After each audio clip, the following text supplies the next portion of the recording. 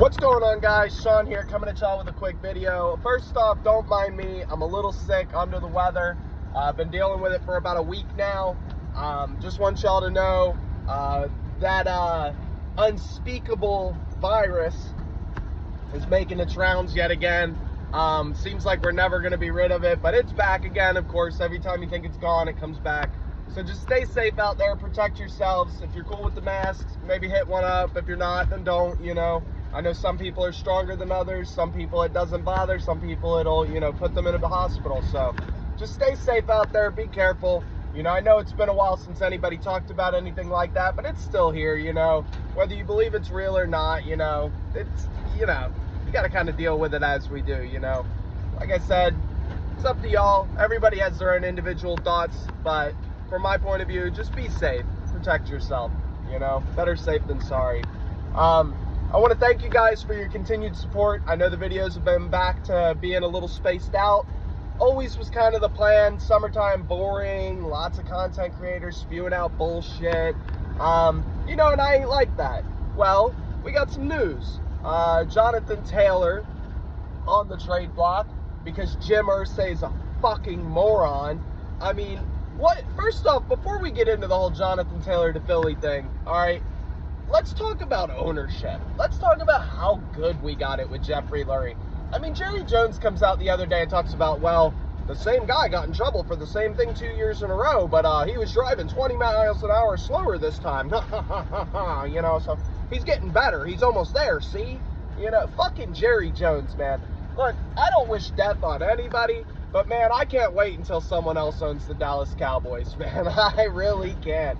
That dude he is a relic and he belongs in a museum. It's just at a certain age, people just become so bitter and gross. And, you add money to that and you get Jerry Jones and it's disgusting, dude. Like, as a Cowboy fan, how do you even accept that your owner is, like, still out partying with 21-year-old women and, like, just acts the way he acts, man? Like, the shit that comes out of his mouth, I just couldn't imagine. If Jeffrey Lurie said half the shit that Jerry Jones said, I probably wouldn't even watch the Eagles anymore, just because it'd be such a fucking embarrassment to give that man money. But no, Dallas fans just pour money into Jerry, just make him richer by the day, which is hilarious to me. It just makes no sense.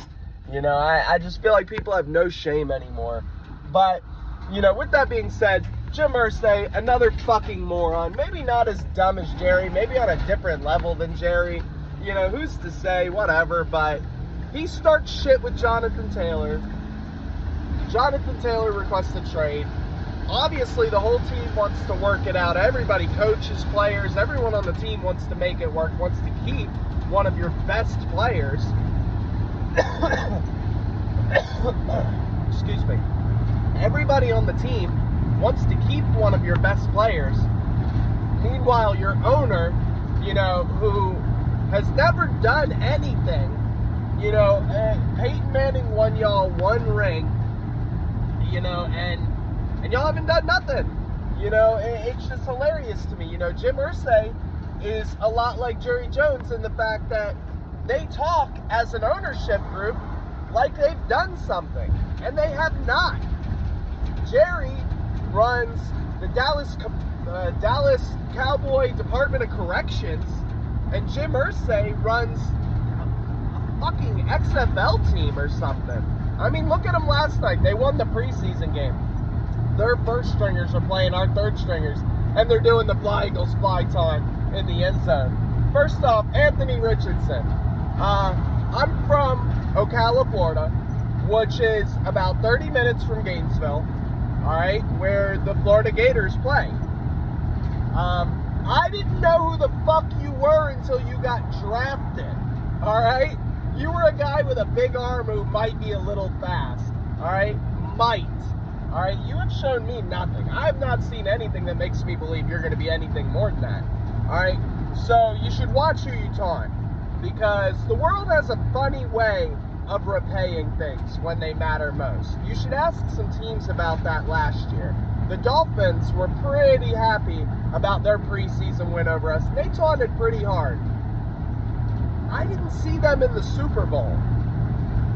Did you? AFC Championship, playoffs, anything?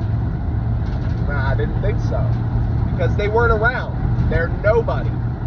People who cheer for preseason are preparing themselves for a year of losing. This is exactly why Jonathan Taylor wants out. This is exactly why your team is full of nobodies. Alright? Now that I'm done with the rant about ownership and teams being lame as fuck, let's get to the news. The real news. Alright? Jonathan Taylor wants out. Report was dropped this morning that the Dolphins' offer got refused, but then I saw another report that said the Dolphins and the Eagles had pretty much the same offer. Also, as a smart team would, because I haven't talked shit about Chris Ballard, not yet anyway, as any smart team would, they're looking to get Jonathan Taylor out of the AFC. They're going to try and move him to the NFC, which makes a lot of sense. That's exactly what you'd want to do. You don't want to run the risk of having to deal with him again later, a year or two down the road. Him returning with a vengeance to take your team out, maybe during the playoffs or something. So obviously you want to move him to the NFC. But if the Eagles and the Dolphins both gave a similar offer and the Dolphins' offer got denied, well, what does that say about the Eagles' offer? And are the Eagles willing to step their offer up a little bit? There were reports that the Eagles called and did their due diligence on Josh Jacobs. And there were calls, I'm sure about Saquon and any other top running backs on the market. You got a lot of people saying, well, we signed Penny, we got Swift, blah, blah, blah, blah, blah. That's all good and well. But Jonathan Taylor does what both of those guys do at the same time. You could lock him up for 3-4 years, probably a little bit better of a deal than what most people are imagining he could get. Also, you're talking about Howie Roseman. Excuse me again. Sorry about that.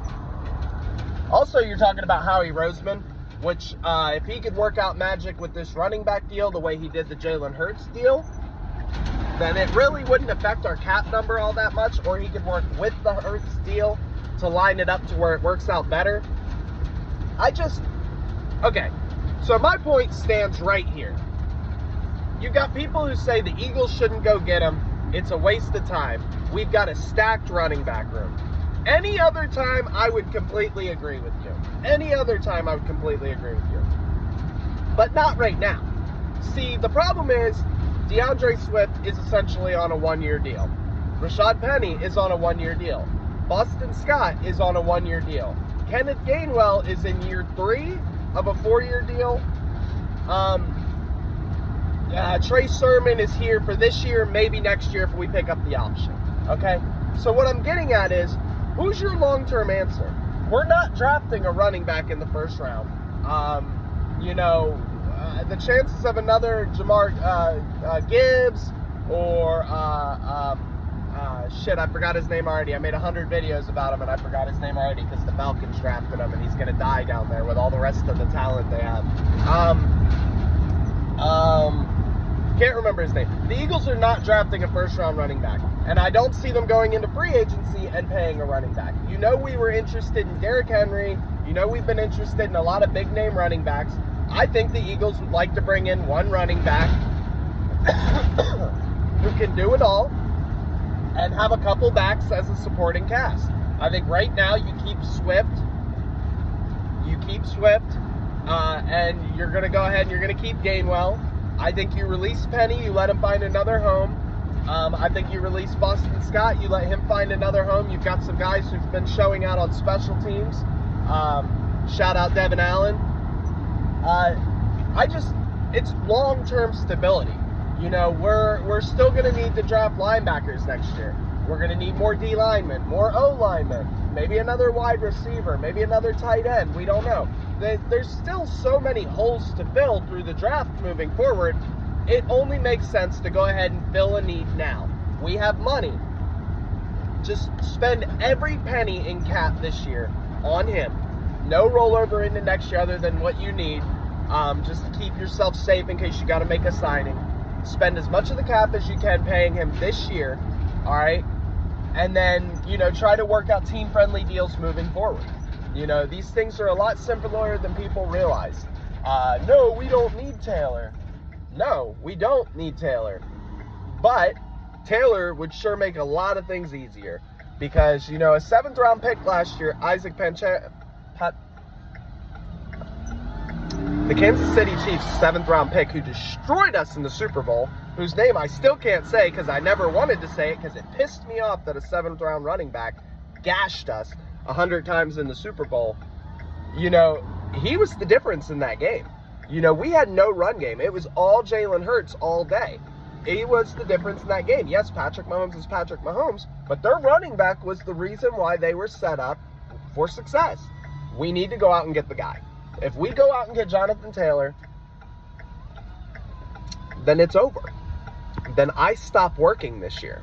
I just come out and smile and look pretty and laugh at Cowboys fans for how awful they are. By the way, who else is hoping that the Cowboys actually roll out with this 5'8" running back this year? Bro thinks he's Darren Sproles, and I got news for you, bro. Darren is one of one, boss.